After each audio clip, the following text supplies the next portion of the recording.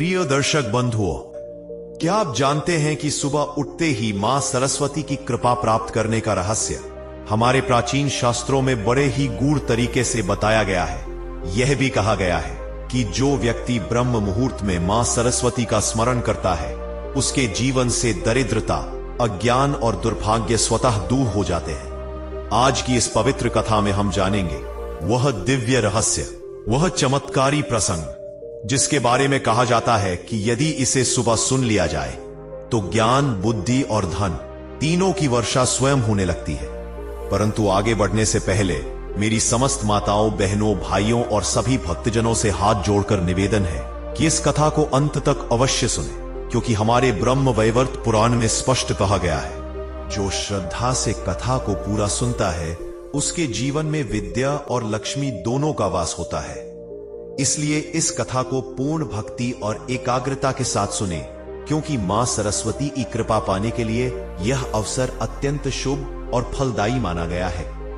और यदि आपके हृदय में मां वाग्देवी के प्रति सच्ची भक्ति है तो इस कथा को अभी लाइक करें और हमारे चैनल शिव इनसाइट को सब्सक्राइब अवश्य करें बटन, क्योंकि जहां मां सरस्वती का आशीर्वाद होता है वहां ज्ञान का प्रकाश फैलता है और जीवन स्वयं सफलता की ओर बढ़ने लगता है। तो आइए प्रिय दर्शकों, अब सुनते हैं यह अद्भुत, ज्ञानमयी और प्रेरणादायक कथा जो खोल देगी प्रातःकाल की शक्ति, मां सरस्वती का वरदान और भाग्य में चमत्कारिक परिवर्तन का रहस्य। विद्यापुर नाम का एक पुरातन नगर था जो अपनी सादगी, शांति और आध्यात्मिकता के लिए दूर दूर तक प्रसिद्ध था। लेकिन वर्षों से उस नगर पर गरीबी और अज्ञानता की गहरी छाया पड़ी हुई थी। लोग मेहनत तो बहुत करते थे, परंतु उनके जीवन में वह चमक, वह सौभाग्य, वह समृद्धि नहीं थी जो किसी नगर को उन्नति के पथ पर ले जाती है। उसी नगर के उत्तर दिशा में एक छोटा सा मिट्टी से बना झोपड़ा था, जिसमें नारायण नाम का युवक रहता था। उम्र लगभग 25 वर्ष, स्वभाव शांत, विचार पवित्र, हृदय अत्यंत कोमल और जीवन अत्यंत कठिन। गरीबी उसके जीवन में ऐसी जकड़ी हुई थी कि कभी कभी तो पूरा दिन बिना भोजन के बीत जाता, पर उसके चेहरे पर कभी शिकायत की एक भी रेखा दिखाई नहीं देती थी।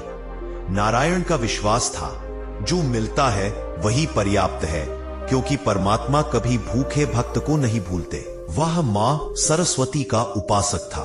उसके घर में न ढंग की चटाई थी, न कोई सजावट, न कोई विशेष वस्तु, बस एक छोटा सा लकड़ी का आसन जिस पर बैठकर वह प्रतिदिन प्रातःकाल ध्यान करता और मां सरस्वती का स्मरण करता।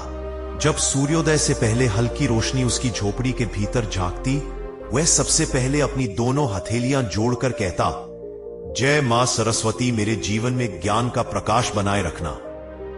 उसकी यह आदत इतनी पक्की हो चुकी थी कि चाहे कितना भी थका हो, भूखा हो, बीमार हो, पर प्रातःकाल का यह स्मरण कभी नहीं छूटता था। एक दिन ब्रह्म मुहूर्त का समय था। ठंडी हवा धीरे धीरे बह रही थी, पक्षियों की हल्की चहचहाहट सुनी जा सकती थी और आकाश में हल्की रोशनी ने फैलना शुरू ही किया था। नारायण ने अपनी आंखें खोली, पर आज का वातावरण कुछ अलग था। उसके हृदय में एक अजीब सी कंपन, एक अनोखा आकर्षण, एक गहरी आध्यात्मिक खिंचाव महसूस हो रहा था। उसने धीरे धीरे उठकर अपने आसन पर बैठते हुए आंखें बंद की। वह प्रतिदिन की तरह मां सरस्वती का स्मरण करने लगा, लेकिन तभी उसकी झोपड़ी के चारों ओर एक दिव्य प्रकाश फैलने लगा। पहले उसने सोचा शायद स्वप्न होगा, परंतु जब वह प्रकाश तेज होने लगा तो उसे एहसास हुआ कि यह कोई साधारण घटना नहीं है। उसने आंखें खोली और जो दृश्य उसने देखा, उसने उसकी आत्मा को हिला दिया। झोपड़ी के बाहर एक अद्भुत, श्वेत, शांत, दिव्य प्रकाशमय आभा खड़ी थी, मानो स्वयं आकाश से चंद्रमा उतर आया हो। उस प्रकाश में से धीरे धीरे एक दिव्य आकृति उभरी। माथे पर चंद्रिका सी शांति, आंखों में करुणा, मुख पर मुस्कान, श्वेत वस्त्र और हाथों में वीणा। नारायण की सांसें रुक गई। उसके सामने स्वयं विद्या की देवी मां सरस्वती प्रकट थी। वह डर से कांप उठा, उसका शरीर कंपन करने लगा। उसने भूमि पर झुककर कहा, हे देवी, यह तो मेरे जैसे तुच्छ मनुष्य के लिए असंभव घटना है। आप मेरे समक्ष कैसे? मां सरस्वती का स्वर ऐसा मधुर था जैसे कोई स्वर्गीय वीणा स्वयं बोल उठी हो। उन्होंने कहा, नारायण, तुम्हारा हृदय पवित्र है। तुमने कभी मुझसे धन, मान, पद, प्रतिष्ठा या वैभव नहीं मांगा। तुम्हारी प्रार्थना हमेशा ज्ञान के लिए होती है, और एक शुद्ध हृदय से की गई प्रार्थना अनसुनी नहीं जाती। यह सुनते ही नारायण की आंखों में आंसू आ गए। वह बोला, मां, मैं तो बस यही चाहता हूं कि मेरा मन सदा सत्य और ज्ञान के मार्ग पर रहे। मेरा बुद्धि कभी अज्ञान के अंधकार में न गिरे। देवी मुस्कुराई और बोली, बेटा, जब मनुष्य ज्ञान को सर्वोपरि मानता है तो धन, वैभव, यश, समृद्धि और सौभाग्य स्वयं उसके पीछे चलने लगते हैं। तुमने ज्ञान को चुना है, इसलिए आज मैं स्वयं तुम्हारे पास आई हूं। यह कहते हुए उन्होंने अपनी वीणा का एक मधुर तार छेड़ा। उस एक स्वर के साथ ही नारायण के आसपास का वातावरण एक अद्भुत दिव्य शक्ति से भर गया। उसे महसूस हुआ कि उसके मस्तिष्क के भीतर सोया हुआ ज्ञान जागने लगा है। उसे अपने भीतर ऐसी बुद्धिमत्ता, ऐसी समझ, ऐसी स्मृति, ऐसी ऊर्जा महसूस हुई जैसी उसने पहले कभी अनुभव नहीं की थी। उसका हृदय हल्का हो गया, विचारों में स्पष्टता आ गई, दृष्टि में चमक आ गई। कुछ ही दिनों में उसके जीवन में परिवर्तन आने लगा। गांव के लोग उसकी समझदारी देखकर आश्चर्यचकित रह जाते। जहां पहले वह साधारण बातें करता था, अब उसके शब्दों में गहराई थी। किसी किसान की खेती की समस्या हो, किसी व्यापारी का व्यापारिक संकट, किसी महिला की घरेलू उलझन, किसी बुजुर्ग की स्वास्थ्य समस्या, नारायण हर प्रश्न का समाधान इतने सरल, सहज और प्रभावी ढंग से बता देता कि लोग दंग रह जाते।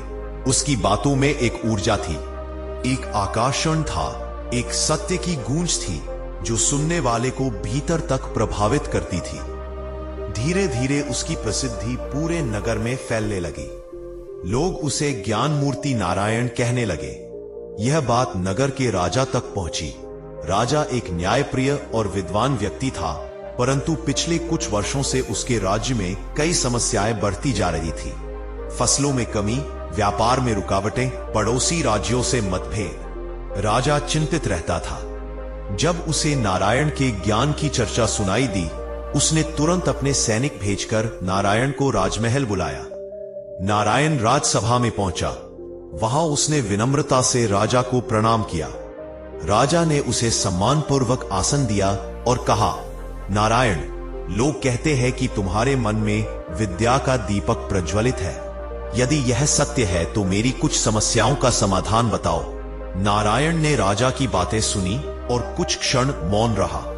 फिर उसने अत्यंत सरल और व्यावहारिक उपाय सुझाए। उसके सुझावों में न सिर्फ बुद्धिमत्ता थी, बल्कि दूरदर्शिता भी थी। राजा उन उत्तरों को सुनकर चकित रह गया। उसने तुरंत नारायण की सलाह को क्रियान्वित किया। कुछ ही दिनों में राज्य की समस्याएं कम होने लगी, फसलें सुधर गई, व्यापार बढ़ने लगा, लोगों के जीवन में सुधार आने लगा। राजा प्रसन्न हुआ और बोला, नारायण, तुम्हारा ज्ञान मेरे राज्य के लिए वरदान है। तुम सिर्फ एक साधारण व्यक्ति नहीं, बल्कि मां सरस्वती के सच्चे भक्त हो। राजा ने उसे सम्मान, धन, वस्त्र, भूमि और एक सुंदर गृह भेंट किया। नारायण का जीवन बदल गया। उसके झोपड़े की जगह एक सुंदर घर बन गया। घर में भोजन, धन, सुविधाएं सब आने लगी।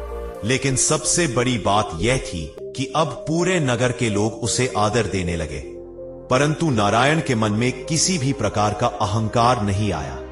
उसके लिए सबसे महत्वपूर्ण अभी भी वही था, प्रातः काल का स्मरण। चाहे रात कितनी भी देर से घर पहुंचे, चाहे कितना भी थका हो, चाहे कितने भी लोग उससे मिलने आए, सुबह होते ही वह उसी भक्ति, उसी प्रेम और उसी शुद्धता के साथ मां सरस्वती को प्रणाम करता जैसे वह पहले करता था। वह कहता, मां, यह धन, यह मान सम्मान, यह सुख, यह सुविधा, इनका क्या उपयोग यदि मनुष्य का मन अज्ञान में डूबा रहे। आपके ज्ञान का प्रकाश ही मेरे जीवन की सच्ची संपत्ति है। समय बीतता गया और नारायण की प्रसिद्धि चारों दिशाओं में फैल गई। अब दूर दूर के राज्य से भी लोग उसके पास ज्ञान लेने आते। वह किसी से कुछ नहीं लेता, बस कहता, ज्ञान बांटने से बढ़ता है और मेरा कर्तव्य है कि देवी द्वारा दी गई बुद्धि का सदुपयोग करूं। उसके घर में धन तो था, पर वह उसका दास नहीं बना। वह धन को सिर्फ एक साधन मानता था, साध्य नहीं। उसके मन में हमेशा वही मां सरस्वती की मुस्कान बसी रहती, जो उसने पहली बार उनके दर्शन में देखी थी। नगर के लोग कहते, नारायण के घर धन इसलिए नहीं आया कि उसने मां से मांगा, बल्कि इसलिए आया क्योंकि उसने पहले ज्ञान मांगा, और जब ज्ञान आया तो धन उसकी राह पकड़कर स्वयं आ गया। नारायण के जीवन में मां सरस्वती के आशीर्वाद का चमत्कार लगातार बढ़ता जा रहा था। वैसे वैसे कुछ लोगों के मन में ईर्ष्या के बीज भी अंकुरित होने लगे। नगर में कुछ व्यापारी, कुछ पंडित और कुछ अधिकारी ऐसे थे जो यह सहन नहीं कर पा रहे थे कि एक साधारण गरीब युवक अचानक इतना सम्मानित कैसे हो गया। वे कहते, हम वर्षों से ज्ञान का दावा करते हैं, पर कोई हमारी ओर नहीं देखता, और यह तो बस एक झोपड़ी में रहने वाला युवक था, अब राजा उसे अपने पास बुलाता है। लेकिन नारायण को इन बातों का कोई प्रभाव नहीं पड़ता था। उसका जीवन तो मां सरस्वती की कृपा से चल रहा था, दूसरों की बातों से नहीं। परंतु नियति हर महान आत्मा की परीक्षा अवश्य लेती है।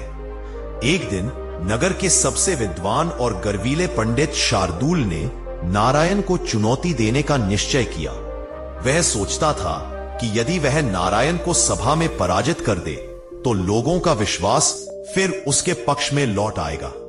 उसने राजा से आग्रह किया, महाराज, यदि नारायण इतना ज्ञानी है जितना लोग कहते हैं, तो उसे ज्ञान सभा में बुलाकर उसकी परीक्षा लेनी चाहिए।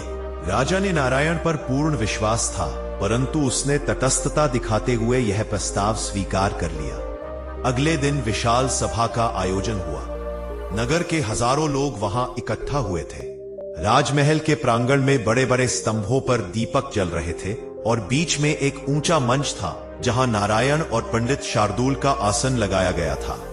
सभा के आरंभ में पंडित शार्दूल ने एक गर्वीली मुस्कान के साथ कहा, नारायण, लोग कहते हैं कि तुम्हें दिव्य ज्ञान प्राप्त है, तो आज देखूं कि तुम्हारा ज्ञान कितना सच्चा है।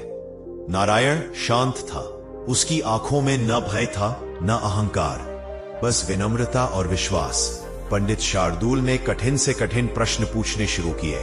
वेद, उपनिषद, खगोल, गणित, तर्कशास्त्र, जीवन का उद्देश्य, धर्म का रहस्य, मानव स्वभाव व ऐसा कोई प्रश्न नहीं छोड़ रहा था जो नारायण को उलझा सके। परंतु नारायण के उत्तर अद्भुत थे। उसके शब्दों में गहराई थी, सरलता थी और सत्य था। वह कठिन से कठिन प्रश्न का उत्तर इतने सहज ढंग से देता कि सुनने वाले विस्मित हो जाते। यहां तक कि राजा भी अपनी मुस्कान रोक नहीं पा रहा था। पंडित शार्दूल का चेहरा पीला होने लगा। उसने सोचा, यह युवक इतना ज्ञानी कैसे हो सकता है? अवश्य ही यह किसी चमत्कार का प्रभाव है। उसने नारायण से और कठोर और उलझे हुए प्रश्न पूछने शुरू कर दिए, परंतु नारायण के उत्तर और भी स्पष्ट और भी प्रभावशाली होते जा रहे थे। अंत में पंडित शार्दूल ने क्रोध में कहा, नारायण, तुम ज्ञान में तो आगे हो, पर मैं देखना चाहता हूं कि क्या तुम आत्मिक धैर्य में भी उतने ही दृढ़ हो। उसने एक अप्रत्याशित प्रश्न पूछा, यदि तुम्हारे जीवन से धन और सम्मान सब छिन जाए तो क्या तुम फिर भी देवी की उपासना करोगे? सभा में सन्नाटा छा गया। सभी लोगों की सांसें थम गई, पर नारायण के चेहरे पर वही शांति थी।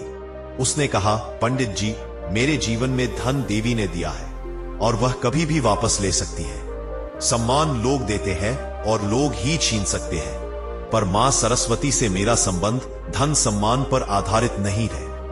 वह तो प्रेम और श्रद्धा पर आधारित है।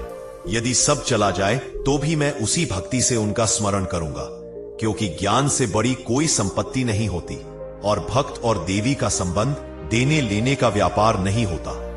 यह सुनकर पूरी सभा तालियों से गूंज उठी। पंडित शार्दूल अपनी हार स्वीकारने को मजबूर हो गया।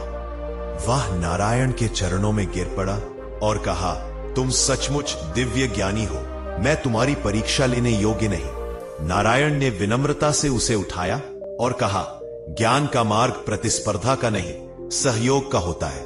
हम सभी विद्यार्थी हैं, शिक्षक केवल देवी है। लेकिन नारायण के जीवन की यह परीक्षा यही समाप्त नहीं हुई। उसके ज्ञान और लोकप्रियता को देखते हुए पड़ोसी राज्य का एक अत्यंत लोभी और अहंकारी राजा जलने लगा। वह सोचता था, यदि यह युवक मेरे राज्य में होता तो मैं इसकी बुद्धि का उपयोग अपने स्वार्थ के लिए कर सकता था। उसने नारायण को छल से अपने राज्य में बुलाने की योजना बनाई। उसने संदेश भेजा, आओ नारायण, मेरे राज्य में कठिन समस्याएं हैं जिनका समाधान केवल तुम्हारे ज्ञान से ही संभव है। नारायण ने सहायता करना अपना कर्तव्य समझा और वह वहां पहुंच गया। पर जैसे ही वह राजमहल में पहुंचा, राजा ने उसे बंदी बना लिया। वह बोला, मैं तुम्हें यही रखूंगा, तुम्हारा ज्ञान मेरे लिए है, किसी और के लिए नहीं। नारायण शांत रहा। उसने राजा से कहा, ज्ञान को कैद नहीं किया जा सकता। यदि आप मुझे बंदी बनाएंगे तो भी मेरा ज्ञान किसी और के लिए उपयोगी नहीं होगा, क्योंकि ज्ञान का फल उसी को मिलता है जो सद्भाव और सत्य के साथ उसका उपयोग करे। लोभ और क्रूरता से ज्ञान कभी नहीं फलता। राजा क्रोधित हो गया। उसने नारायण को कारागार में डालने का आदेश दे दिया। कारागार अंधेरा था, ठंडा था, दीवारें जर्जर थीं। पर नारायण के मन में कोई भय नहीं था। वह वहीं बैठ गया और आंखें बंद करके मां सरस्वती का ध्यान करने लगा। उसी रात गहरी निस्तब्धता में उसके सामने एक हल्की मधुर प्रकाश रेखा प्रकट हुई। वह प्रकाश बढ़ता गया और फिर उसमें मां सरस्वती का दिव्य स्वर गूंजा, नारायण, परीक्षा हर भक्त की होती है। भय मत करो, सत्य की रक्षा स्वयं देवता भी करते हैं। उस दिव्य प्रकाश ने पूरी कोठरी को आलोकित कर दिया। अचानक कारागार के जर्जर ताले स्वयं टूट गए, जैसे किसी अदृश्य शक्ति ने उन्हें खोला हो। पहरेदार गहरी नींद में गिर पड़े। नारायण बाहर निकल आया। जब राजा को यह समाचार मिला, वह भयभीत हो गया। उसे समझ में आ गया कि जो व्यक्ति देवी के संरक्षण में हो, उसे कोई शक्ति बांध नहीं सकती। राजा उसके चरणों में गिर गया और क्षमा मांगने लगा। नारायण ने कहा, मैं तुम्हें क्षमा करता हूं, पर याद रखना, ज्ञान का उपयोग सेवा के लिए होता है, स्वार्थ के लिए नहीं। नारायण वापस अपने नगर लौटा और वहां उसका स्वागत एक महापुरुष की तरह हुआ। लोग कहते, यह सिर्फ मनुष्य नहीं, देवी का वरदान है। लेकिन नारायण के मन में अब भी वही विनम्रता थी। उसने सबसे पहले अपने घर जाकर प्रातः काल की उपासना की और कहा, मां, जो कुछ भी हुआ आपकी कृपा से हुआ। वही मुस्कान, वही आशीर्वाद उसके हृदय में गूंज रहा था, जिसने उसे पहली बार धन और यश का मार्ग दिखाया था। और अब लोग दूर दूर से उसकी कथा सुनते और कहते, जो सुबह उठकर मां सरस्वती का स्मरण करता है, उसके जीवन में हर कठिनाई स्वयं हार जाती है और धन व सफलता अपने आप उसके चरणों में आ गिरते हैं। नारायण के जीवन में मां सरस्वती की दिव्य कृपा लगातार प्रकट हो रही थी और उसका प्रभाव अब केवल उसके नगर तक सीमित नहीं रहा था। पड़ोसी राज्यों, दूरस्थ आश्रमों, व्यापारिक नगरों और यहां तक कि पर्वतीय क्षेत्रों के ऋषि महर्षि भी उसके ज्ञान की चर्चा सुनकर चकित थे।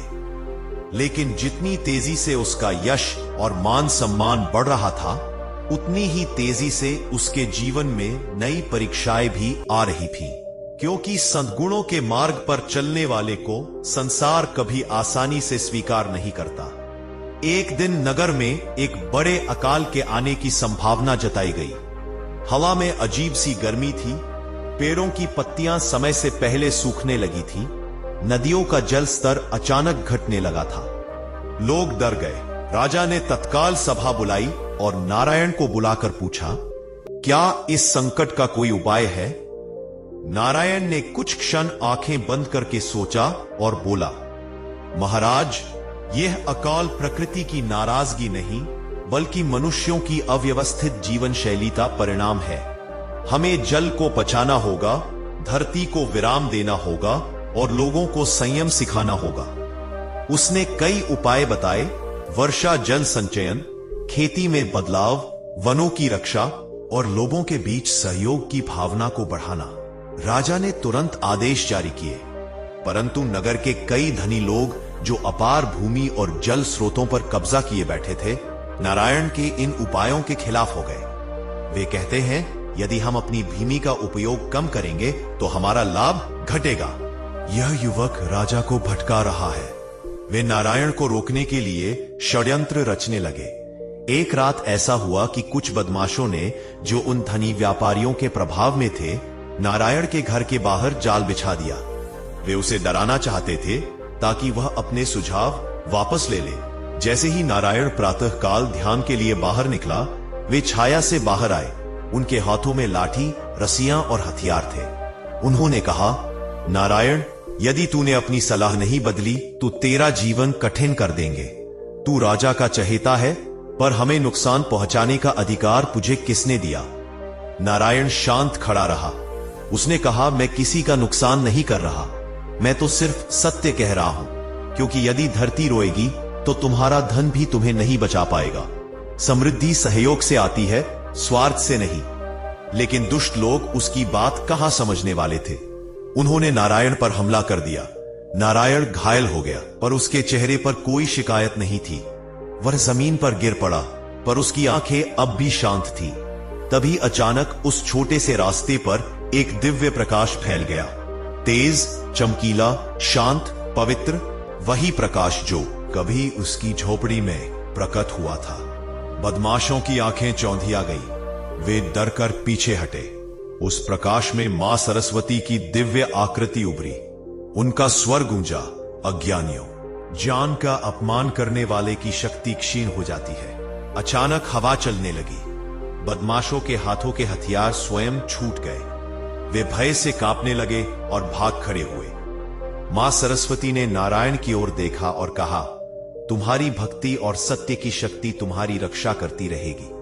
तुम्हारे मार्ग में कितनी भी बाधाएं आए, तुम डरे नहीं, क्योंकि ज्ञान का मार्ग कठिन अवश्य है, पर अंत में विजय उसी की होती है जो सच्चा हो। यह कहते ही देवी का प्रकाश विलीन हो गया, पर नारायण के शरीर में मानो नई ऊर्जा भर गई थी।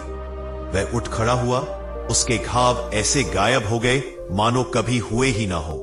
अगले दिन लोगों ने देखा कि वह सामान्य अवस्था में फिर राजा के दरबार में उपस्थित था। उसकी दृढ़ता से पूरा नगर प्रभावित हुआ। धीरे धीरे नारायण के बताए उपायों ने चमत्कार दिखाना शुरू किया। वर्षा के बादल बनना शुरू हुए। किसानों ने नई विधियों से खेती करना शुरू किया। जल संरक्षण के कई प्रकल्प सफल हुए। खेत हरे होने लगे, नदियां फिर बहने लगी और नगर पर छाए अकाल के बादल हटने लगे। राजा ने प्रसन्न होकर कहा, नारायण, तुम्हारा ज्ञान हमारे राज्य के लिए वरदान सिद्ध हुआ है। आज यदि हम सब सुरक्षित हैं तो तुम्हारे कारण। पर नारायण ने उत्तर दिया, महाराज, यह मेरी बुद्धि नहीं, मां सरस्वती की कृपा है। मैं तो केवल माध्यम हूं। परंतु नए संकट की आहट अभी भी मिट्टी के भीतर थी। कुछ लोग जो अपनी सत्ता और धन के कारण स्वयं को सब पर श्रेष्ठ मानते थे, वे नारायण की बढ़ती हुई महत्ता से घबरा रहे थे। वे सोचते, यदि यह युवक इसी तरह जनता का प्रिय बनता रहा तो एक दिन यह राजा का सबसे बड़ा सहायक बन जाएगा और हमें कोई महत्व नहीं देगा। उनमें से एक अत्यंत प्रभावशाली सामंत, जिसका नाम वीरखंड था, उसने नारायण को हटाने का निर्णय ले लिया। उसने पड़ोसी राज्य के उस लोभी राजा से गुप्त संधि कर ली, जिसने पहले नारायण को कैद किया था। युद्ध का माहौल बन गया।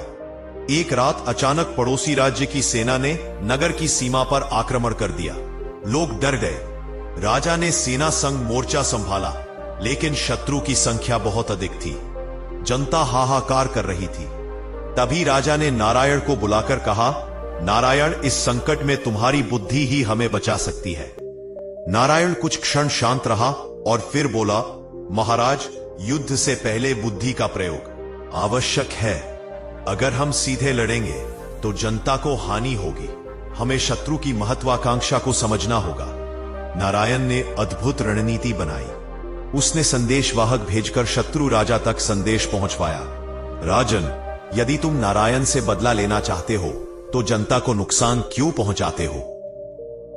यदि तुम्हारी शक्ति इतनी महान है तो राजा से नहीं, सीधे मुझसे सामना करो।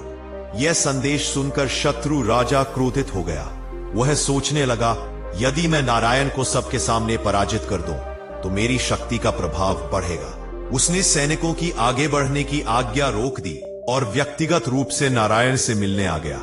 पूरा युद्धरंग दुर्गम पहाड़ियों के पास सज गया। हजारों सैनिकों ने दो विशाल छावनियों को घेर लिया। नारायण अकेला आगे बढ़ा।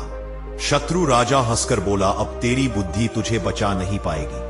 नारायण शांत मुस्कान के साथ बोला, राजन, बुद्धि जीवित रहती है, भय मर जाता है। तुम शक्ति से मुझे हराना चाहते हो, पर शक्ति बिना ज्ञान के अंधी होती है। तुम अभी भी जीत सकते हो यदि युद्ध को रोको और जनता के जीवन को बचाने का निर्णय लो। लेकिन लोभ ने राजा के विवेक को ढक दिया था। उसने आक्रमण का संकेत दिया। तभी ठीक उसी क्षण आकाश फटा, बादलों में गर्जना हुई और बीच युद्ध भूमि में एक दिव्य प्रकाश उतर आया। सैनिक भय से पीछे हट गए। नारायण ने पहचान लिया, मां सरस्वती पुनः प्रकट हुई है। देवी ने शत्रु राजा की ओर देखते हुए कहा, जो दूसरों को दुख देता है उसका पतन स्वयं लिख जाता है। अगले ही क्षण शत्रु राजा की तलवार उसके हाथ से गिर गई। वह घोड़े से नीचे गिर पड़ा और उसके सैनिकों में अफरा तफरी मच गई। सेना पीछे हट गई। युद्ध टल गया। शत्रु राजा ने कांपते हुए कहा, नारायण, मैं तुम्हें पहचान नहीं पाया था। मुझे क्षमा कर दो। तुम्हारी भक्ति और ज्ञान ही तुम्हारी असली शक्ति है। नारायण ने उसे उठाया और कहा, क्षमा ही मानवता का आधार है। जाओ, अपनी प्रजा की रक्षा करो। यही सच्ची विजय है। युद्ध समाप्त हो गया। नगर में शांति लौट आई। लोग कहते हैं, नारायण तो दिव्य अवतार है, वरना कोई मनुष्य बिना हथियार युद्ध कैसे रोक सकता है। पर नारायण ने फिर कहा, मैं कुछ नहीं हूं। मैं सिर्फ वह हूं जो प्रातःकाल मां सरस्वती का स्मरण करता है। उनकी कृपा से सब संभव है। और उस दिन से नगर में यह बात फैल गई, जो सुबह उठकर मां सरस्वती का नाम लेता है, उसके जीवन में विपत्ति स्वयं रास्ता बदल लेती है और धन सौभाग्य उसके चरणों तक चलकर आता है। नारायण के जीवन में दिव्यता बढ़ती ही जा रही थी, परंतु उसे यह ज्ञात नहीं था कि मां सरस्वती का दिया हुआ ज्ञान सिर्फ उसके जीवन को नहीं, बल्कि संपूर्ण विद्यापुर का भाग्य बदलने वाला है। समय बीतता गया। लोग नारायण से सीखने आने लगे और देखते ही देखते उसके घर के सामने हर सुबह एक लंबी पंक्ति लगती। कोई अपनी समस्या लेकर आता, कोई भ्रम में मार्गदर्शन चाहता, कोई अपने बच्चे को शिक्षा का वरदान दिलवाने लाता। लेकिन इन सब के बीच नारायण का मन हमेशा शांत रहता, उसका हृदय विनम्र बना रहता और उसकी विनम्रता ही लोगों के मन में उसके प्रति और अधिक विश्वास पैदा करती। धीरे धीरे राजा के दरबार में नारायण की बुद्धि का प्रभाव इतना बढ़ा कि अनेक राजकीय कार्य अब उसी की सलाह पर होते। परंतु जितना बड़ा उसका स्थान होता गया, उतनी अधिक परीक्षाएं भी बढ़ने लगी। राज्य के कुछ दरबारी, जिन्हें लंबे समय से अधिकार प्राप्त थे, नारायण की ख्याति से जलने लगे। वे सोचते, यह साधारण युवक अचानक इतना सम्मान कैसे पा गया। राज्य के लोग इसे पूजने लगे हैं। राजा इसके बिना निर्णय नहीं लेता, ऐसा कैसे हो सकता है। और इसी ईर्ष्या ने उनके भीतर एक एक करके षड्यंत्र के बीज बोने शुरू कर दिए। उन दरबारियों ने मिलकर योजना बनाई कि किसी भी तरह राजा को नारायण के विरुद्ध कर दिया जाए, ताकि उसका प्रभाव समाप्त हो जाए। एक दिन उन्होंने राजा के सामने एक झूठी बात रखी, महाराज, नारायण ने विद्या के नाम पर इतना धन जमा कर लिया है कि अब वह जनता में अपना वर्चस्व बढ़ाकर स्वयं को राज्य का प्रमुख बनाने की सोच रहा है। राजा पहले तो चकित हुआ, फिर चिंतित भी, क्योंकि उसे नारायण ईमानदार प्रतीत होता था। परंतु दरबारियों ने कहा, यदि आप चाहें तो उसके घर की तलाशी ली जाए, सत्य स्वयं सामने आ जाएगा। राजा अंतर्द्वंद में फंस गया। उधर उस समय नारायण आश्रम में बच्चों को संस्कृत के श्लोक सिखा रहा था। उसके हृदय में ऐसी कोई भावना नहीं थी कि वह कभी राजा को चुनौती दे या राज्य पर नियंत्रण चाहे। उसी समय सैनिक उसका घर खंगालने पहुंच गए और दरबारियों ने अपने एक आदमी को घर में सोने के कुछ सिक्के और आभूषण छुपाकर रख दिए, ताकि प्रमाण मिल जाए। जैसे ही तलाशी हुई, राजमहल में समाचार पहुंचा, महाराज, नारायण के घर से सोने चांदी के अनगिनत दान पत्र और आभूषण मिले हैं। यह सुनते ही राजा हतप्रभ रह गया। दरबारियों ने तुरंत कहा, देखा महाराज, आपने जिस पर सबसे अधिक विश्वास किया, वही राज्य से विश्वासघात कर रहा है। राजा ने तुरंत नारायण को दरबार में बुलाया। वह जब पहुंचा तो राजा की आंखों में विश्वास की जगह संदेह था। नारायण ने राजा के चेहरे को देखकर ही समझ लिया कि कुछ बड़ा अनर्थ हो चुका है, पर उसने धैर्य नहीं छोड़ा। राजा ने सख्त स्वर में पूछा, नारायण, क्या यह सत्य है कि तुमने राज्य के लोगों से छिपकर धन इकट्ठा किया?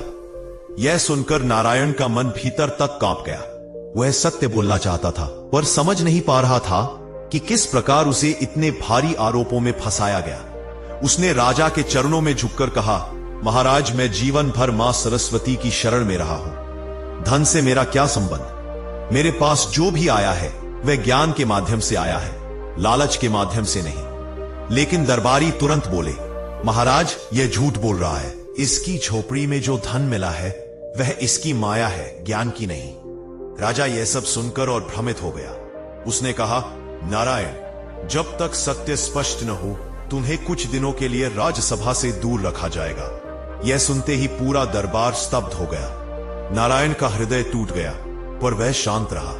उसने मन ही मन कहा, मां सरस्वती, यदि यह मेरी परीक्षा है तो मैं इसे स्वीकार करता हूं। वह दरबार से बाहर निकला तो पूरे नगर में आश्चर्य की लहर दौड़ गई। लोग आपस में कहने लगे, नारायण पर ऐसा आरोप जिसने कभी किसी से एक तिनका भी नहीं मांगा।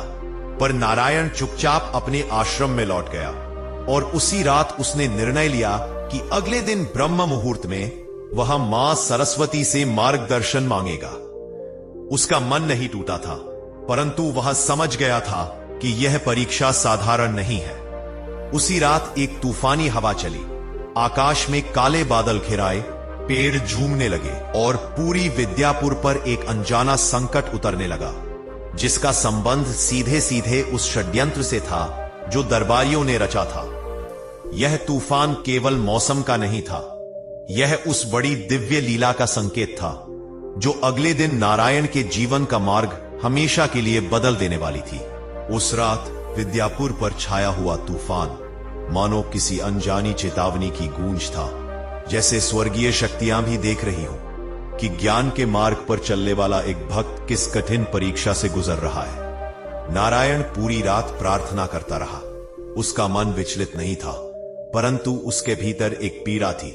सत्य होते हुए भी उस पर आरोप लगाना, उसके जीवन भर के चरित्र पर प्रश्न उठा देना, यह सब किसी भी मनुष्य के लिए असहनीय होता। पर नारायण की आंखों में फिर भी क्रोध नहीं था।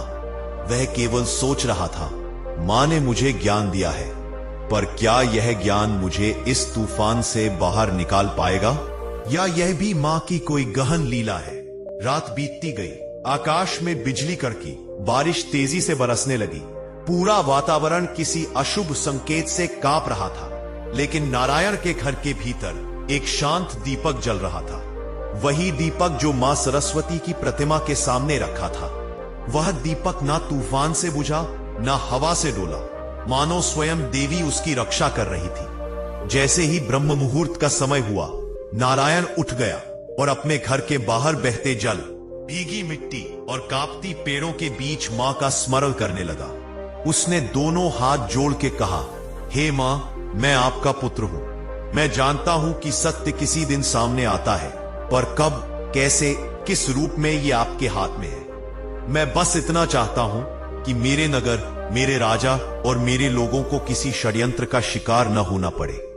तभी एक तेज प्रकाश उसके सामने प्रकट हुआ, वही दिव्य प्रकाश जो पहले दिन उसके पास आया था।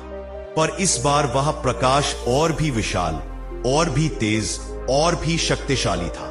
प्रकाश से मां सरस्वती प्रकट हुई। उनका स्वरूप अत्यंत शांत, परंतु उनकी आंखों में इस बार करुणा से अधिक एक अगाध दृढ़ता थी।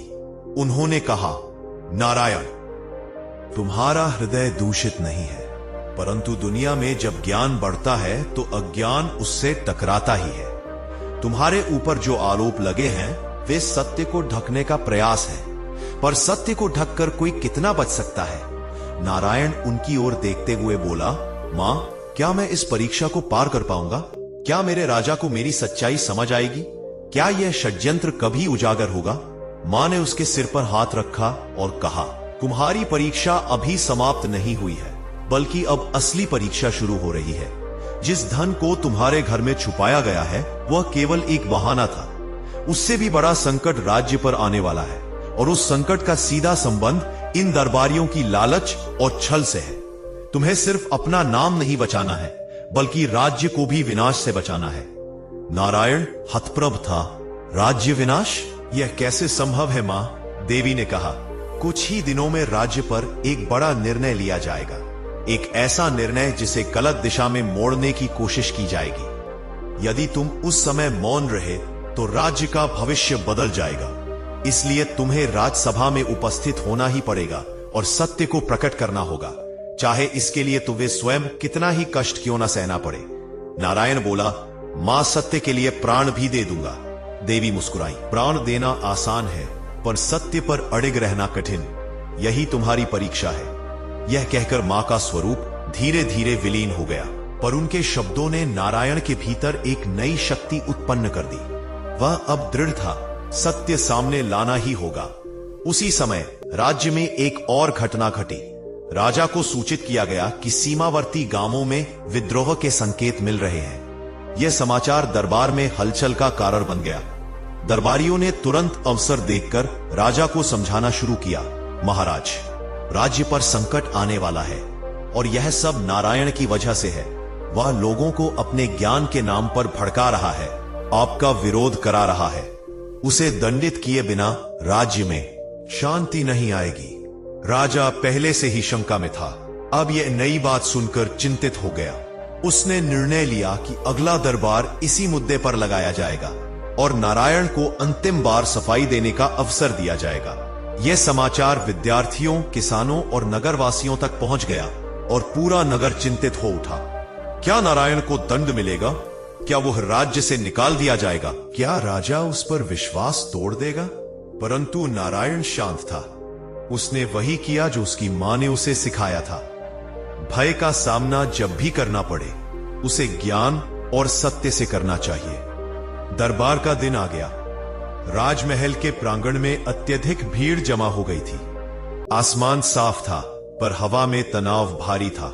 जैसे ही राजा ने दरबार लगाया, दरबारी आगे आए और बोले, महाराज, नारायण के कारण राज्य में विद्रोह पनप रहा है। वह लोगों के मन में भ्रम फैला रहा है। उसे दंडित किया जाना चाहिए। राजा ने नारायण को बुलाया। वह धीरे धीरे आगे आया, बिना भय, बिना घबराहट, बस एक दृढ़ विश्वास के साथ। उसने सभा को देखते हुए कहा, महाराज, यदि मुझे दंड देना है तो अवश्य दे, पर सत्य को सुनना भी आवश्यक है। मैंने ज्ञान दिया है, विद्रोह नहीं। एक दरबारी तुरंत बीच में बोला, महाराज, यह झूठ बोल रहा है। इसके पास धन मिला है, यह सत्ता चाहता है।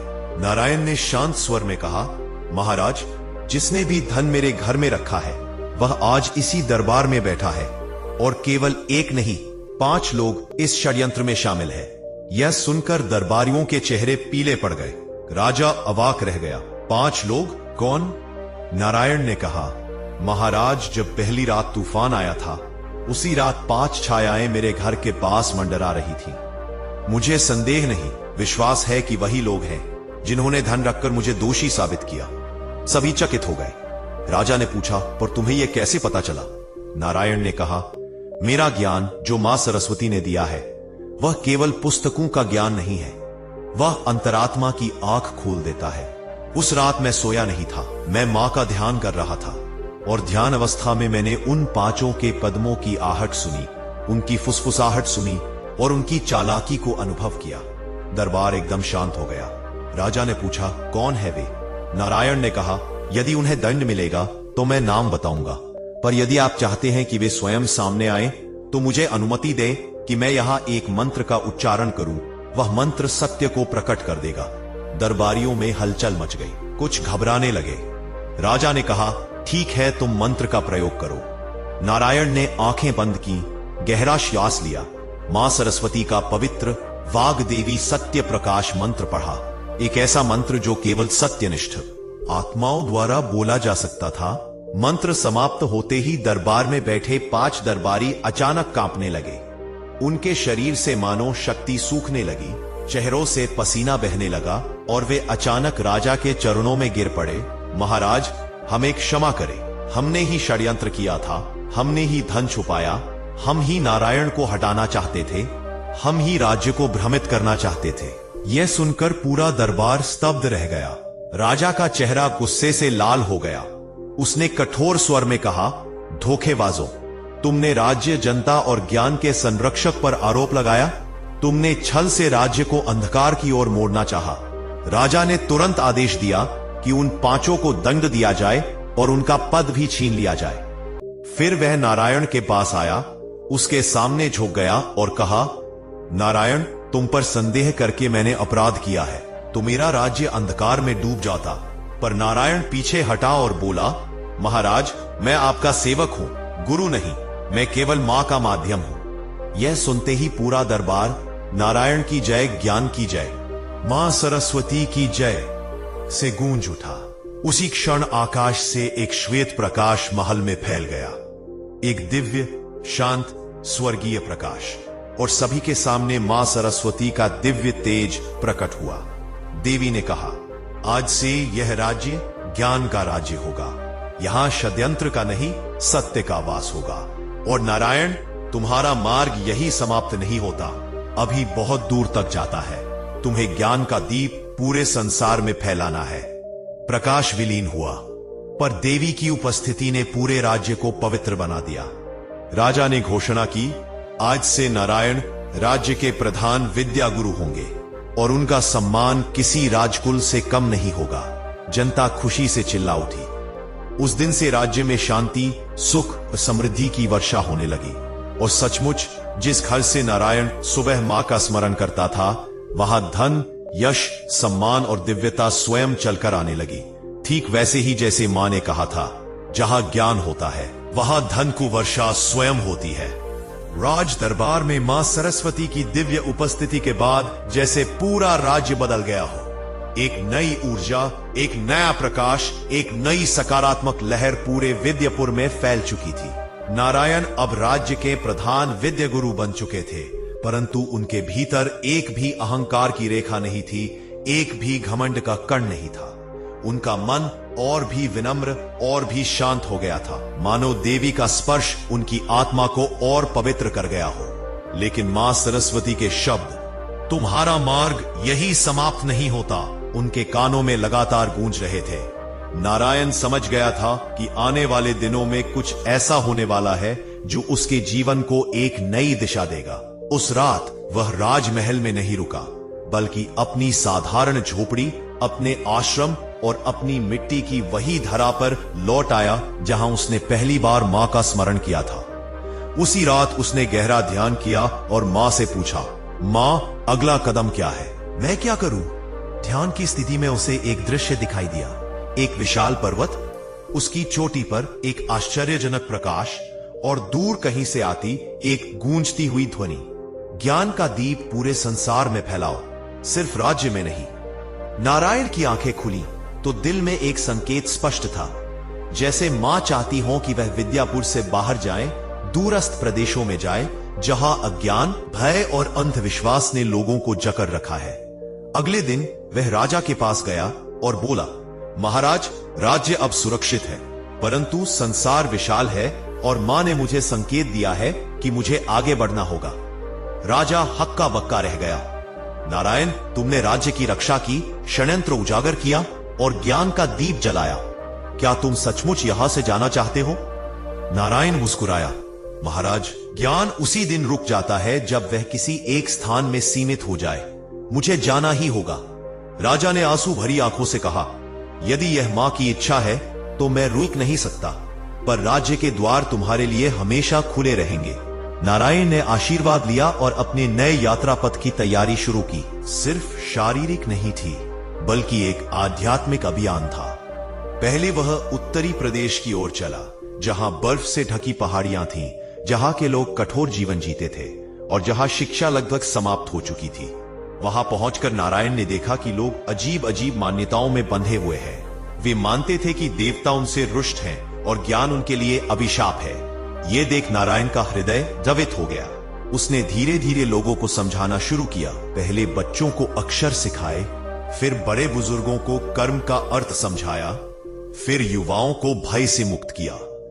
धीरे धीरे लोग बदलने लगे। फिर एक दिन गांव के मुखिया ने कहा, गुरुदेव, आपने हमारी पीढ़ियों का अंधकार मिटा दिया। आज आप ना होते तो हमारा भविष्य भी अंधकार में डूब जाता।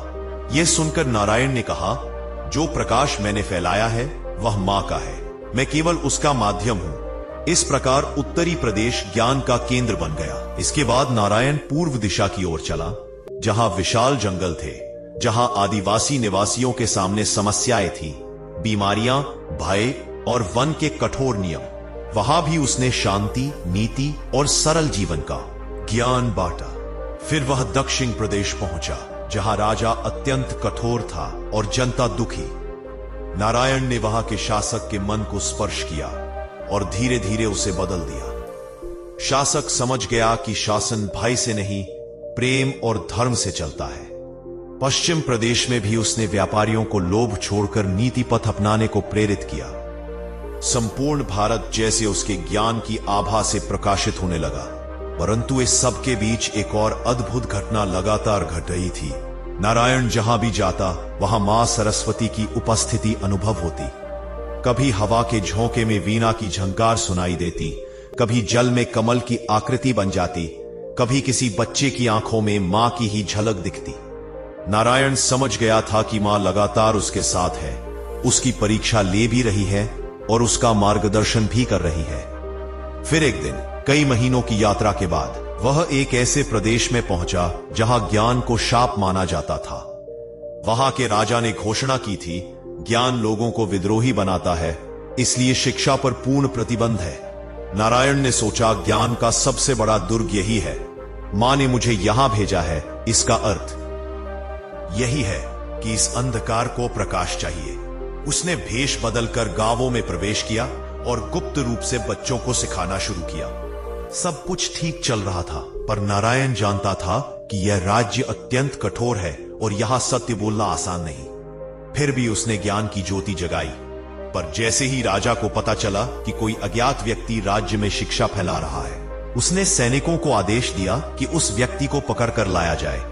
कुछ दिनों में सैनिकों ने नारायण को पकड़ लिया, पर वह शांत रहा। राजा ने पूछा, कौन हो तुम? क्यों मेरे आदेशों का उल्लंघन कर रहे हो?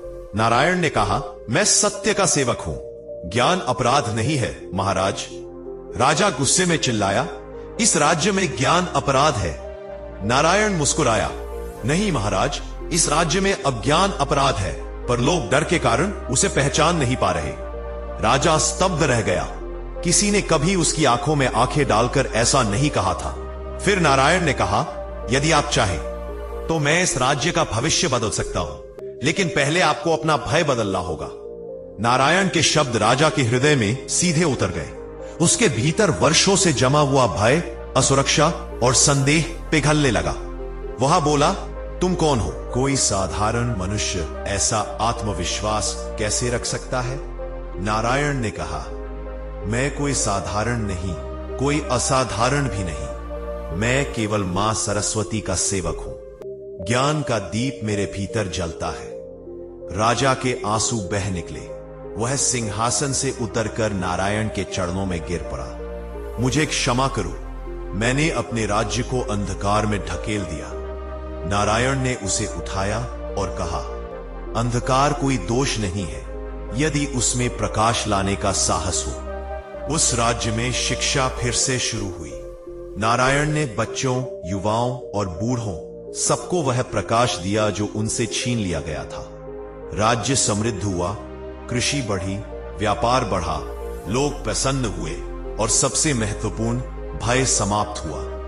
महीनों की इस लंबी यात्रा के बाद नारायण को महसूस हुआ कि उसकी अंतिम मंजिल अब निकट है। वही पर्वत, वही चमकता हुआ प्रकाश जो उसने ध्यान में देखा था, वह उस दिशा में चल दिया। रास्ता कठिन था, घने जंगल, ऊंची चट्टानें, तेज हवाएं, पर वह नहीं रुका। जैसे ही वह पर्वत की चोटी पर पहुंचा, उसने देखा वहां एक दिव्य प्रकाश स्तंभ खड़ा है, जो मानो आकाश को छू रहा हो। उसी प्रकाश के मध्य मां सरस्वती प्रकट, खुएं श्वेत कमल पर विराजमान, वीणा हाथ में और मुख पर पहले से भी अधिक तेज। नारायण उनके चरणों में गिर पड़ा। मां, मैंने आपका आदेश पूरा किया, अब मेरा मार्ग क्या है? मां ने उसे उठाया और उसके सिर पर हाथ रखते हुए कहा, बेटा, तुमने ज्ञान का दीप जलाया, कई राज्यों को अंधकार से निकाला, और लोगों के हृदय में सत्य स्थापित किया। परंतु तुम्हारा कार्य अब भी समाप्त नहीं हुआ है। अब समय आ गया है कि तुम अपने भीतर के उस दिव्य ज्ञान को प्राप्त करो जो साधारण मनुष्य को नहीं मिलता। वह ज्ञान जो ऋषियों को मिला, योगियों को मिला और जो संसार को बदलने की शक्ति रखता है। नारायण ने पूछा, मां, क्या मैं उस ज्ञान के योग्य हूं? मां मुस्कुराई, योग्यता कर्म से मिलती है और तुमने अपने कर्म से स्वयं को सिद्ध कर दिया है। तभी आकाश से एक प्रकाश नारायण के हृदय में प्रवेश हुआ, एक ऐसी ऊर्जा जिसे शब्दों में व्यक्त नहीं किया जा सकता। उसकी आंखें बंद हो गईं, शरीर हल्का हो गया, मन शांत हो गया और उसके भीतर ज्ञान का ऐसा महासागर खुल गया कि उसकी चेतना पूरे ब्रह्मांड से जुड़ गई। मां ने कहा, अब तुम केवल नारायण नहीं, ज्ञान के वानर, सत्य के वाहक और युग के शिक्षक बन चुके हो। नारायण के शरीर से प्रकाश निकलने लगा और इस प्रकार उसकी यात्रा का अगला अध्याय प्रारंभ हुआ, एक ऐसा अध्याय जो संपूर्ण मानवता को बदलने वाला था। देववाणी के शांत होते ही पूरा गांव एक अजीब सी खामोशी में डूब गया, जैसे हर किसी के भीतर एक ही सवाल गूंज रहा हो, वह प्राचीन शिवलिंग आखिर छुपा कहां है? ऋषि वशिष्ठ ने सबसे पहले गांव के बुजुर्गों, पुरानी परंपराओं को जानने वाले लोगों और उस भूमि पर लंबे समय से खेती करने वाले किसानों को इकट्ठा किया। उन्होंने सभी से पूछा, क्या तुम में से किसी ने अपने खेतों में, घरों के नीचे या कुओं के पास कभी कोई असामान्य चिन्ह देखा है? तभी एक वृद्ध किसान धीरे धीरे आगे आया और कांपती आवाज में बोला, महाराज, कई वर्ष पहले जब मैं इस गांव में नया नया आया था, तब बरसात के दिनों में मेरे खेत की मिट्टी धंस गई थी और वहां पत्थर पर उकेरे गए कुछ विचित्र चिन्ह दिखाई दिए थे। उस समय मुझे कुछ समझ नहीं आया, इसलिए मैंने मिट्टी डालकर उसे ढक दिया। उस किसान की बात सुनते ही ऋषि वशिष्ठ की आंखें चमक उठी, यही संकेत हो सकता है। पूरे गांव के लोग मशालें लेकर उस वृद्ध किसान के खेत की ओर निकल पड़े। रात का समय था, आसमान में बादल गहरे हो रहे थे और हवा में एक रहस्यमय कंपन फैलती जा रही थी। खेत में पहुंचते ही ऋषि वशिष्ठ ने सभी से कहा, सावधान रहकर इस क्षेत्र की खुदाई शुरू करो। जैसे खुदाई आगे बढ़ी, मिट्टी के भीतर छुपे पत्थरों के गोल आकार दिखाई देने लगे। मजदूरों और गांव वालों की सांसें थम गईं जब एक बड़ा चक्राकार पत्थर उभरा, जिस पर त्रिशूल, डमरू और नाग की आकृतियां उकेरी हुई थीं। इससे पहले कि लोग इसे पूरी तरह साफ कर पाते, अचानक तेज हवाएं चलने लगी और एक अदृश्य शक्ति मानो लोगों को पीछे धकेलने लगी। गांव वाले डर गए, लेकिन तभी ऋषि वशिष्ठ ने मंत्र उच्चारण शुरू किया। उनके मंत्रों की ध्वनि जैसे ही हवा में गूंजी, वह अदृश्य शक्ति शांत होने लगी। धीरे धीरे मिट्टी हटाई गई और जब अंतिम परत हटाई गई तो जमीन के भीतर से चमकती हुई एक दिव्य संरचना दिखाई दी, एक भव्य, स्वयंभू, प्राचीन और अत्यंत शक्तिशाली शिवलिंग। उसकी सतह पर बनी आकृतियां ऐसी थीं जैसे समय भी उन्हें मिटा नहीं पाया हो। आसपास हवा अचानक ठंडी हो गई, सुगंध फैल गई और एक हल्की घंटी की ध्वनि सुनाई देने लगी, जैसे प्रकृति स्वयं इस खोज का स्वागत कर रही हो। पूरा गांव एक साथ रो पड़ा, खुशी से, श्रद्धा से और आश्चर्य से। लोग हाथ जोड़कर चिल्लाने लगे, हर हर महादेव। उस क्षण सभी को समझ आ गया कि यह कोई साधारण खोज नहीं, बल्कि स्वयं भगवान शिव का वरदान है और अब गांव के भाग्य को बदलने वाली महायात्रा की शुरुआत हो चुकी है। शिवलिंग के पूर्ण रूप से प्रकट होते ही गांव वालों के भीतर जैसे कोई नई शक्ति जाग गई थी। उसी शाम ऋषि वशिष्ठ ने घोषणा की कि शिवलिंग को छूना, हिलाना या स्थल बदलने का प्रयास बिल्कुल नहीं करना। शिवलिंग के आसपास फैली दिव्य चमक कई गुना बढ़ गई। लोग यह देखकर आश्चर्य में पड़ गए कि दीपक की लौ हवा में डोलने के बजाय स्थिर खड़ी थी, जैसे किसी अदृश्य शक्ति ने उसे थाम रखा हो। तभी अचानक शिवलिंग के आधार से हल्की श्वेत नीली रोशनी उठने लगी, धीमी धीमी, शांत पर अत्यंत प्रभावशाली। जैसे ही वह रोशनी ऊपर उठकर हवा में फैली, पूरा वातावरण एक पवित्र सुगंध से भर गया, जिसकी महक किसी ने जीवन में कभी नहीं महसूस की थी। बच्चों के चेहरों पर मुस्कान आ गई, बुजुर्गों के बदन का दर्द अचानक कम होने लगा और युवाओं के मन से सारी बेचैनी मानो मिटने लगी। लोगों ने महसूस किया कि इस शिवलिंग से सिर्फ प्रकाश ही नहीं बल्कि ऐसी ऊर्जा निकल रही है जो मन, शरीर और आत्मा तीनों को एक साथ छूती है। उसी क्षण ऋषि वशिष्ठ ने कहा, यह ऊर्जा केवल देखने के लिए नहीं बनी है, यह एक आह्वान है। भगवान शिव संकेत दे रहे हैं कि इस स्थल को पुनः जागृत करना होगा, तभी यहां का संकट हमेशा के लिए समाप्त होगा। पूरे गांव में उम्मीद की लहर फैल गई, लेकिन तभी एक तेज गर्जन के साथ आकाश में काले बादल इकट्ठे होने लगे और हवा में एक विचित्र शीतलता फैल गई, जैसे किसी छुपी हुई शक्ति ने इस जागरण को भांप लिया हो। बादल घूमते हुए शिवलिंग के ऊपर केंद्रित होने लगे और ऐसा प्रतीत हुआ कि कोई विरोधी ऊर्जा इस दिव्य प्रकाश को रोकने की कोशिश कर रही है। गांव वाले डरकर पीछे हटने लगे। कई महिलाओं ने बच्चों को सीने से लगा लिया, लेकिन तभी ऋषि वशिष्ठ आगे बढ़े और शिवलिंग के सामने खड़े होकर महामृत्युंजय मंत्र का उच्चारण करने लगे। मंत्रों की कंपन इतनी प्रबल थी कि धरती में हल्का कंपन होने लगा। बादलों की गुर्राहट धीमी होने लगी और फिर अचानक अविस्फोट जैसा प्रकाश उठा जिसने बादलों को छिन्न भिन्न कर दिया। पूरा आकाश साफ हो गया और ऊपर चंद्रमा का प्रकाश शिवलिंग पर ऐसे गिरा जैसे स्वर्ग से सीधे आशीर्वाद उतर रहा हो। गांव वालों को उस क्षण समझ आ गया कि ईश्वर स्वयं इस स्थल की रक्षा कर रहे हैं और जो भी बाधा आएगी इस दिव्य शक्ति को रोक नहीं पाएगी। इसी रात गांव के भाग्य को बदलने वाली घटनाओं की असली शुरुआत हो चुकी थी। शिवलिंग से उठते दिव्य प्रकाश के अगले ही दिन जब सूर्य की पहली किरणें उस पवित्र स्थल पर पड़ी तो अचानक जमीन के भीतर से कंपन उठने लगा, मानो कोई अदृश्य शक्ति भीतर से बाहर आने के लिए बेचैन हो। देखते ही देखते शिवलिंग के सामने की मिट्टी फटने लगी और वहां एक गोलाकार आकृति उभर कर सामने आई जो धीरे धीरे एक प्राचीन भूमिगत द्वार का रूप लेने लगी। गांव वाले भय और आश्चर्य से पीछे हट गए, जबकि ऋषि वशिष्ठ ने गंभीर स्वर में कहा, यह कोई साधारण द्वार नहीं बल्कि उस तपस्थल का प्रवेश द्वार है जिसने इस भूमि को सदियों तक संरक्षित रखा। जैसे ही वह द्वार पूर्ण रूप से प्रकट हुआ, उसके भीतर से हल्की नीली रोशनी फैलने लगी और हवा में एक आध्यात्मिक कंपन उठ गया जो सीधे हृदय पर असर कर रहा था। तभी शिव भक्त युवा तेजस आगे आया और बोला, महाराज, यदि यह गांव की रक्षा का मार्ग है तो मुझे इसे पार करने दीजिए। उसकी आवाज में एक अजीब सा साहस और पवित्रता थी। ऋषि वशिष्ठ उसकी ओर देखते हुए बोले, तेजस, इस मार्ग पर कदम रखने के बाद लौटने का कोई वादा नहीं होता। यह परीक्षा केवल शरीर की नहीं, मन और आत्मा की भी होगी। भीतर तुम्हें भ्रम, छाया और अपने ही भय के रूप दिख सकते हैं। केवल सत्य और श्रद्धा ही तुम्हें पार ले जाएगी। तेजस ने शिवलिंग की ओर देखकर हाथ जोड़ लिए और गहरी आवाज में बोला, हे महादेव, यदि मेरे मन में कभी अहंकार या भय आया तो उसे भस्म कर देना, लेकिन मुझे इस मान से पीछे मत हटने देना।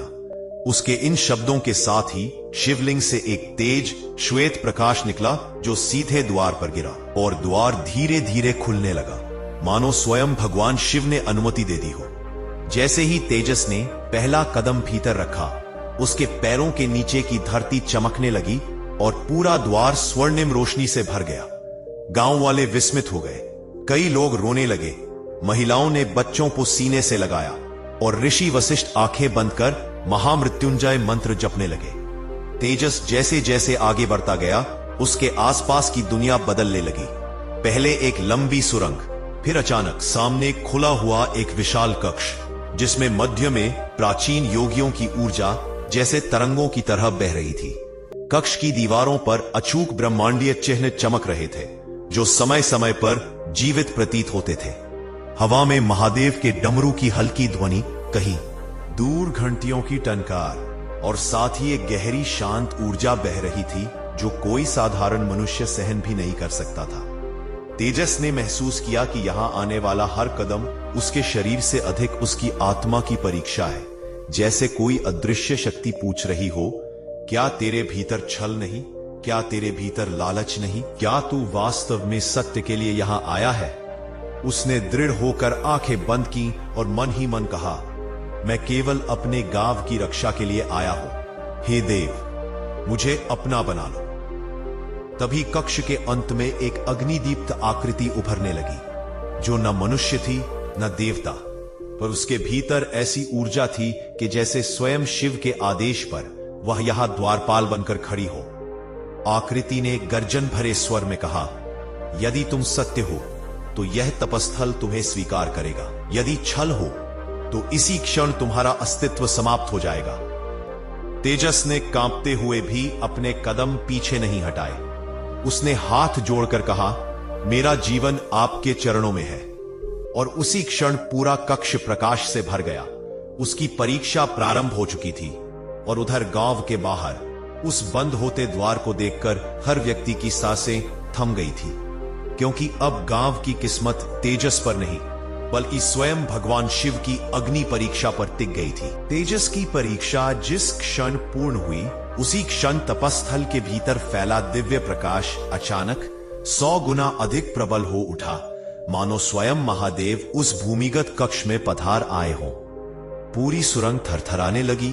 प्राचीन ब्रह्मांडीय चिन्ह तेजस्वी होकर घूमने लगे और अग्निदीप्त आकृति जो तेजस की परीक्षा ले रही थी, धीरे धीरे शांत होकर एक तेजस्वी रक्षक देव के रूप में परिवर्तित हो गई। उसके स्वर में अब कठोरता नहीं बल्कि आशीर्वाद का भाव था। उसने कहा, हे बालक, तुमने भय, मोह और भ्रम तीनों को परास्त किया। तुम वह सत्य लेकर आए हो जिसे साधारण मनुष्य छू भी नहीं सकते। महादेव तुम्हें आशीर्वाद देते हैं। इतना कहते ही वह आकृति धीरे धीरे प्रकाश में विलीन हो गई और उसके स्थान पर शिवलिंग के समान एक दिव्य उजाला फैल गया। तेजस की आंखों से आंसू बहने लगे। उसके भीतर एक ऐसी शांति उतरी जैसी वह जन्म से खोजता आया था। उसी क्षण भूमिगत कक्ष के द्वार स्वयं खुलने लगे, मानो धरती तेजस को वापस भेजने के लिए मार्ग प्रशस्त कर रही हो। उधर गांव में लोग पूरी रात जागकर द्वार के बाहर प्रतीक्षा कर रहे थे। किसी की आंखों में डर था, किसी में विश्वास और किसी में यह आशंका कि क्या तेजस लौट पाएगा। सुबह के होते ही अचानक द्वार से प्रकाश की एक लंबी धारा बाहर निकली और लोगों ने देखा कि तेजस उसी प्रकाश में लिपटा हुआ बाहर आ रहा है। उसके चेहरे पर ऐसी तेजस्विता थी जैसे किसी साधक ने वर्षों की साधना पूर्ण कर ली हो। लोग रो पड़े, महिलाएं उसके चरणों को स्पर्श करने लगी, बच्चे उसके आसपास घिर गए और ऋषि वशिष्ठ गर्व और भावुकता से उसका हाथ पकड़कर बोले, तेजस, आज से तुम केवल गांव के युवक नहीं बल्कि इस पवित्र भूमि के संरक्षक हो। तेजस ने हाथ जोड़कर शिवलिंग की ओर नमन किया और उसी क्षण शिवलिंग से उजाला उठकर पूरे गांव में फैल गया। खेतों में खड़े सूखे पेड़ हरे होने लगे, कुएं का पानी पुनः भरने लगा, घरों से रोगों की छाया दूर होने लगी और वातावरण में घंटियों की मधुर ध्वनि गूंजने लगी, जैसे भगवान शिव ने स्वयं अपने हाथों से इस गांव का भाग्य पुनः लिख दिया हो। ऋषि वशिष्ठ ने गांव वालों से कहा, आज से यह स्थान महामृत्युंजय तपोभूमि कहलाएगा। यहाँ प्रतिदिन दीपक जलेगा, नाद गूंजेगा और इस शिवलिंग की सेवा सदा होती रहेगी। गांव वालों ने उस स्थान पर भव्य मंदिर बनाने का संकल्प लिया और तेजस को उसका पहला रक्षक नियुक्त किया।